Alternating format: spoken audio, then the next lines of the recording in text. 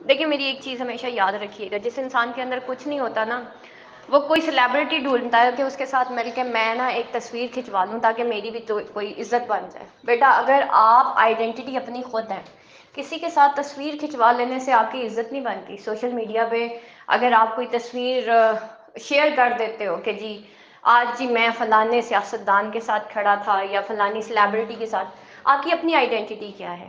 جن لوگوں کے اندر انفیریورٹی کمپلیکس ہوتا ہے نا، ان کی ڈی پی کے اوپر کوئی اور ہیرو ہوتا ہے، ٹھیک ہے؟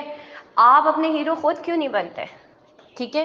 یہ جو ہماری قوم ہے، ان کی لڑکیوں کی جو ڈی پی ہوتی ہے اس پہ کوئی کھلے بالوں والی فلم ایکٹریس ہوگی یا ڈرامہ ایکٹریس ہوگی، اور لڑکوں کی جو پروفائلز ہوتی ہیں اس پہ کوئی سیاستدان چپکا ہوا ہوتا ہے۔ آپ کی اپنی آئیڈینٹی کیا ہے؟ آپ کی ڈی پی، کیا آپ اتنے انفیریئر ہیں، آپ سلیوز ہیں کسی کے، کہ جو آپ کو کسی اور کے ساتھ سیلفی کھنچوانی پڑ جاتی ہے یا کسی اور کی تصویر اپنی ڈی پی پہ لگانی پڑ جاتی ہے؟ Why not you are working as Hisham Sarwar یا پھر ڈاکٹر اسرار احمد؟ ڈاکٹر اسرار احمد کی ڈی پی دیکھ لیں، اس پہ ان کی اپنی تصویر لگی ہوگی، ٹھیک ہے؟ قاسم علی شاہ کی ڈی پی دیکھ لیں، ان کی اپنی تصویر لگی ہوگی۔